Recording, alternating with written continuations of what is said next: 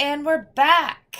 While they don't find me physically intimidating, I've had dozens of men say to my face, of all ages, for my entire life, that they are scared of me. Oh.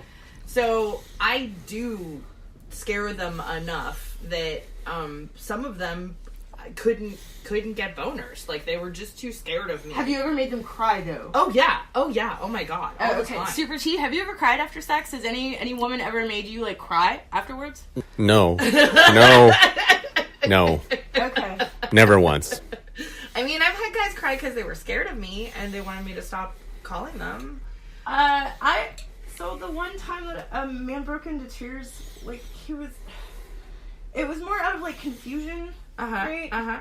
Because he was a slight younger than me, so I was playing, like, hyper-aggressive cougar. Like, I had gotten laid in a couple months, and, like, he and I had randomly been internet dating for, I don't know, very, very brief conversations, right, through internet dating sites. And finally, after we'd hung out, like, 2 years prior, I hit him up in the middle of the night, fucking asked him to come over. It was the middle of the fucking night. He shows up, and I'm, like, ready to jump him. Yeah. Like, I have half a striptease. Yeah. I immediately go for the blowjob, and he's just like, what? Oh, shit! I'm so surprised! What's going on? And he cried? No, not yet. Okay. Right? So, right, like, I spider climb him like a monkey, right, and get him on, and things don't work out for him. He, in that moment, he realizes I'm fucking topping him hard. Yeah. And he said the dreaded words. These are the words that, like, we make fun of men for, but this was turned on me. He actually said, "Is it in yet?" And I was like, the fuck? Right? And then I realized that he was just trying to come up with anything to say at that point. Like, he was very confused. And then at, like, point of dislodge, he says, "I'm sorry, I can't do this. I've only done this a couple of times." And it was God! I felt so bad. Like, I was pulling porn star moves out, and this kid was, like, still riding a trike. He didn't know what the fuck to do. Yeah, right? Like, I'm trying to fuck him in air, and he's just like, I didn't know you could even do this! Oh my god! I'm a sidekick, not Superman! He was clearly not ready for the spotlight. And then it was super obvious to me. He felt threatened by me, and he wanted to escape my general presence. Like, he needed to get out of my room, out of my house. Couldn't finish a whole cigarette out of my porch. Like, just had to go. And I have not heard from him since. Yeah. I believe you.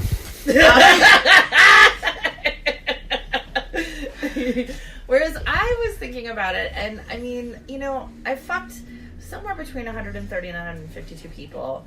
There's a list somewhere, and I was thinking about how most of those took place between, I'm gonna say 17 and 35. 17 and 35 were the years where I was like just pulling guys into bathrooms, and I mean, just like meeting a guy on the train and being like, all right, let's see if this will fit, you know, and like flirting with one guy, and then if he's not that into me and his brother is, sure, fuck the brother instead, you know, just like any port in a storm. If I'm having a good time, you know, and I'm trying every single guy on, because I'm just like, maybe I will like this. Maybe your sensitivity will draw, you know, maybe this will be fun. And, you know, so, like, the first 50 or 60 guys I fucked, I mean, I think that was really just about, like, my parents treated me like I was the ugly girl, right? I got treated like I was the plain one because I had brown hair, I'm pretty sure. Once upon a time. No, it's every color, but yeah, so they, you know, there was a whole lot of, like, you know, and also because I'm such an aggressive, talkative, need to be the center of attention person, my parents were really clear about how unlovable it was when I was younger, and they found it so surprising that people liked me, that lots of people liked me, that men liked me. They were astounded by that, and so I kind of needed to fuck a lot of guys before I was like, oh, that's not true about me.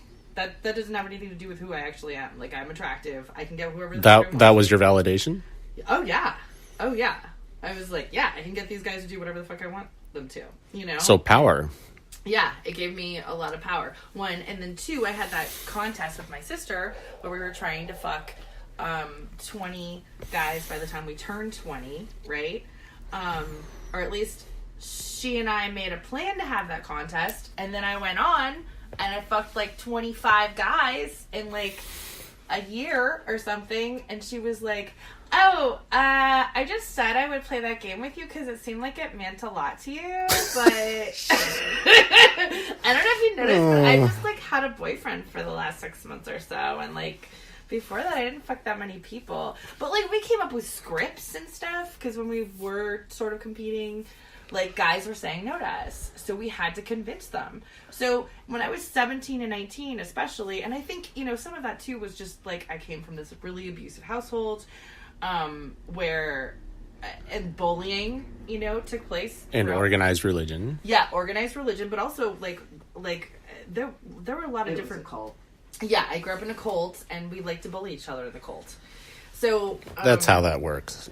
Oh, all cults involve bullying. All cults. Have you heard of a democratic cult? So you're saying I can't join any cult? You can do whatever you want. Just know there's going to be lots of abuse. Okay. All right. Well, I guess that explains why I haven't chosen a new religion. Anyway, like, yeah, so I had all this poison inside of me, and so I used sex and sexual dynamics to get it out. And I think that in that time period, especially, because it took until I think I was 23 or 24. I remember having a conversation with a guy that I borrowed from his girlfriend for a summer. She didn't know, obviously. I gave him back to her in way better condition than when I found him. He's never cheated on her since, I'm sure. I don't know his actual name. I called him Chance. And he had to have a conversation with me where he was like, no means no. I'm allowed sexual agency. I'm allowed to not have sex with you if I don't feel like it. Interesting. Yeah, and we had to have that conversation where in my head I was like, well, yeah, of course. But then I was like, but also, why can I not have access to penis right now? Right, pressuring your partner for sex, that's a great topic. And that was another question that I super wanted to ask Super T.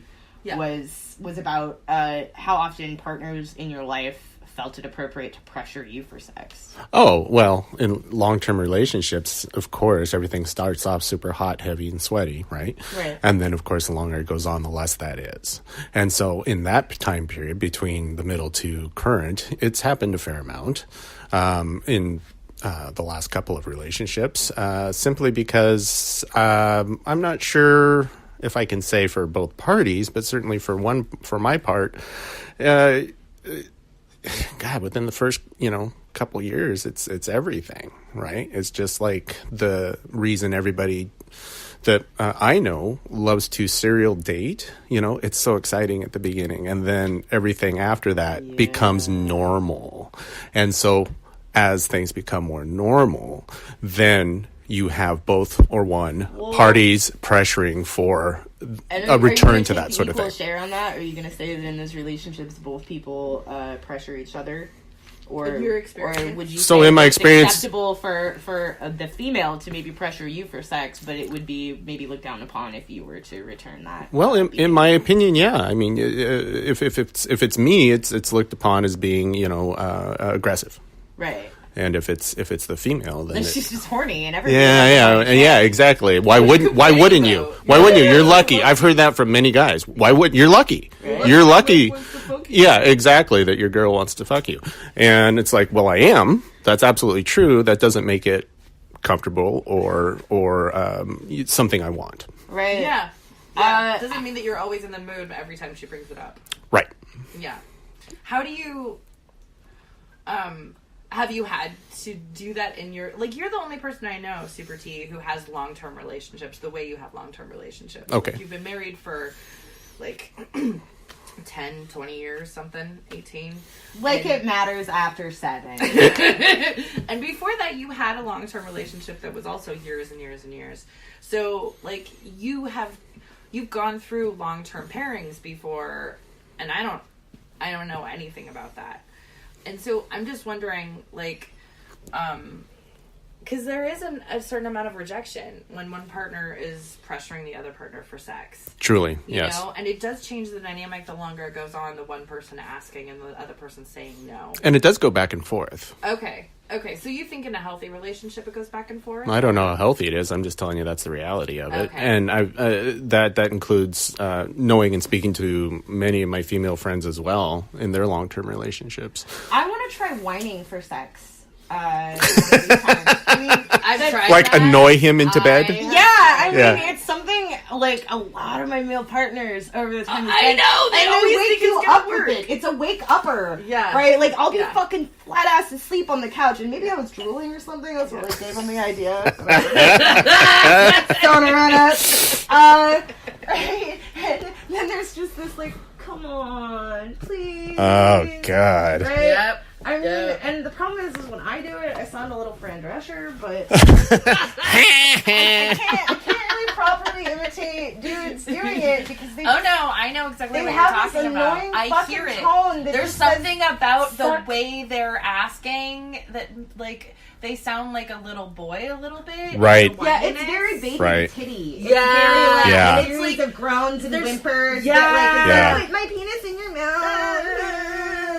Yeah, Yeah. that whole thing, like, and the way it gets very mama to titty, like, it's part of the reason I say no, and that's the only reason I say no to sex is because you made it creepy just now. Or annoying.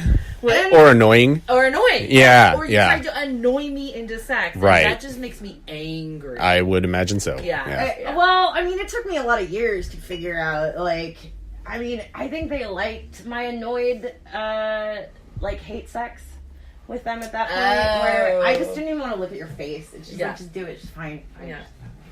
Oh, okay. But I learned, you know, in the past, like, 5 years, I don't actually have to have sex if I don't fucking want to. It also Which has been liberating as a social thing. Like, suddenly finding out I'm not, like, blue balls don't actually exist. Yeah, and if you get them, it's not my job to make them you feel better. I was just going to say, whoa, blue balls do exist. That being said, it is not your responsibility to alleviate that condition. Right.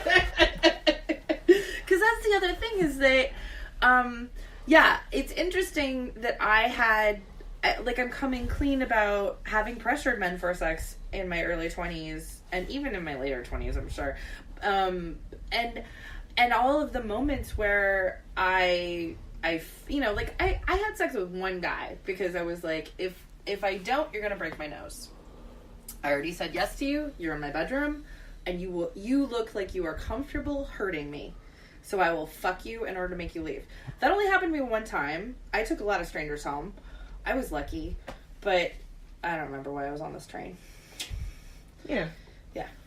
I'm sorry that happened, just by the way. That sounds terrible. That sounds Thank you. terrible. I should say Frank Sinatra is always a sign of a guy being just like a total asshole. And this guy was a Frank Sinatra impersonator, and so I feel like I should have known better.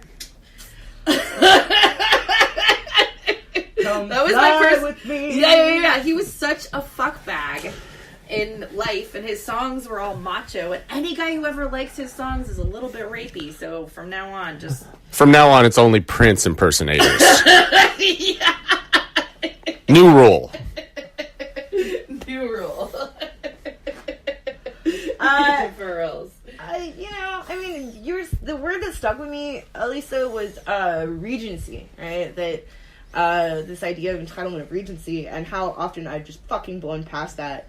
I had one incident with this like beautifully woke Bellinghamster dude, right? Like he was part of the fucking Green Bellinghamster is such a perfect. Bellinghamster. It's like Bellingham and hipster together, and it's such a perfect way to Oh, describe.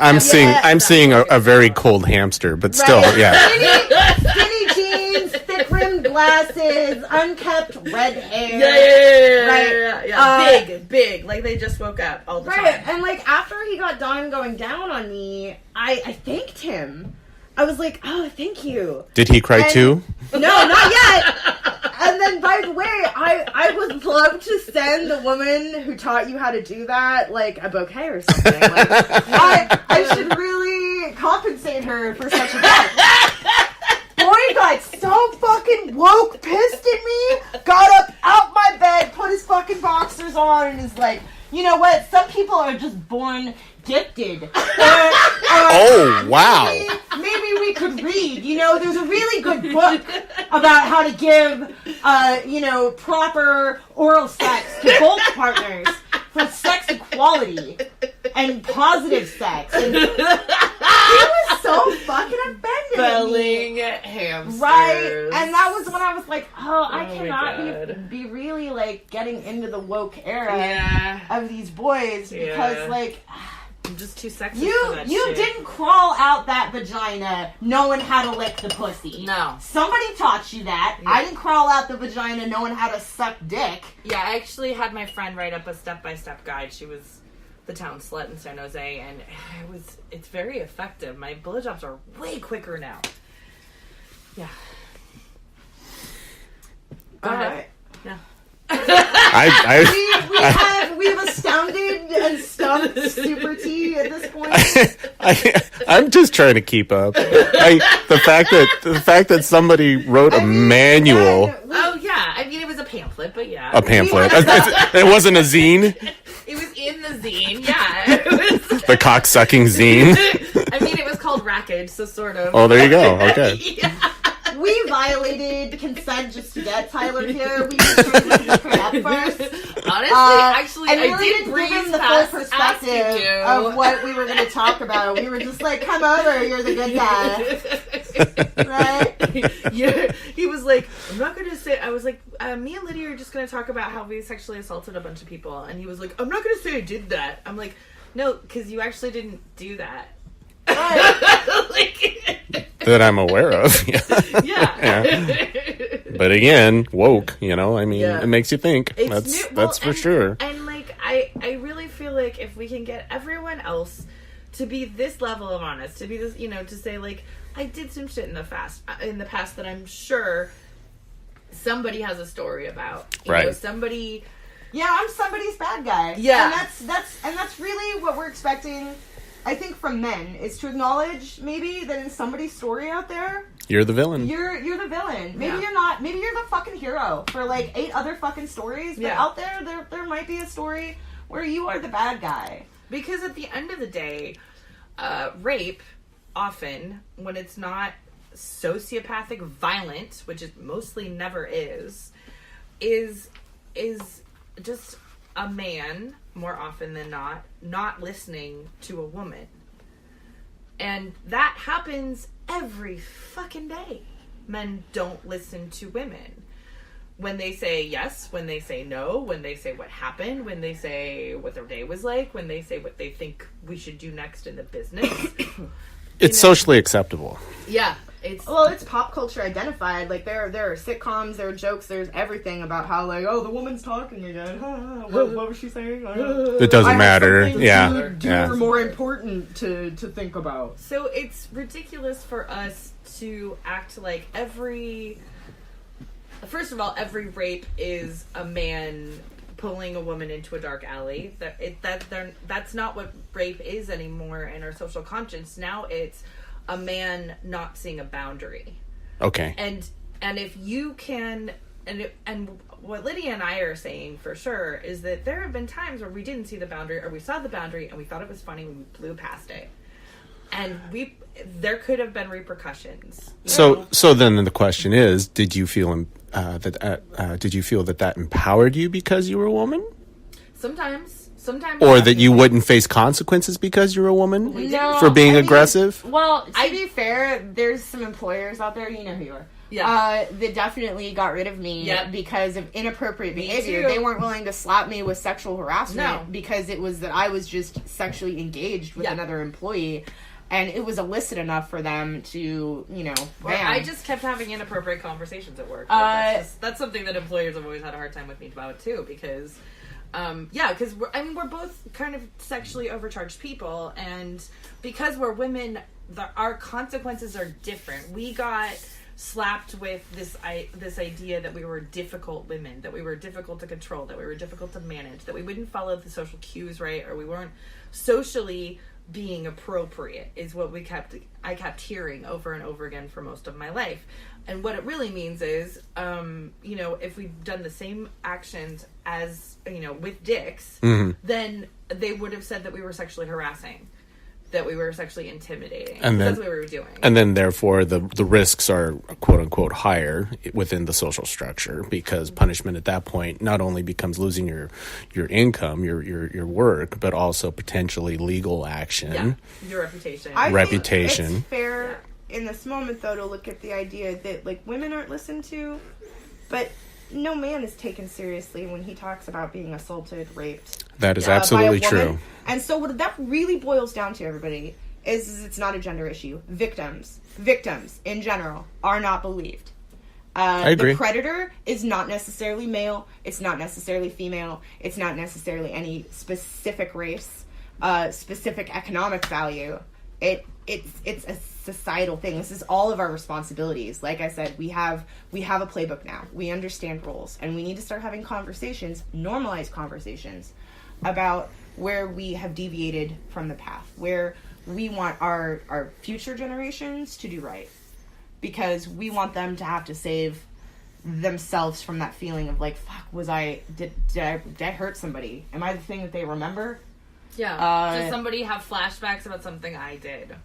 Yeah. Because it's valid, and I think that more women need to have the conversation so that more men feel comfortable getting into the arena and making these admittances and having real conversations and plans of action about how we as a society, we as women, we as men, we as couples, we as strangers, fucking figure out how to treat each other okay. Yeah, because, I mean... and have sex! Treat each other well and have sex, by the way, y'all. I want to have sex. So, I would like that to be in, like, it's okay type of thing, you know? Yeah. Without having to make men wear, like, scarlet letters that say it's okay to hump my face. Well, and that's the other thing. It's everything you just said about the ideal way to go about not only owning what you have done and what you want to do, but there's a ton of risk associated with that. There just is. And that's why the majority of the men are probably not going to engage on that level, because you have your community, you have your circle of friends, you have your family. And if for some reason anything you do admit becomes public or somehow known through all the various outlets that we have now, then your mom can read that you said something, or the risk is high. Is my point. The risk is high. And so it's going to take... I totally wouldn't even be doing this if my mother wasn't dead.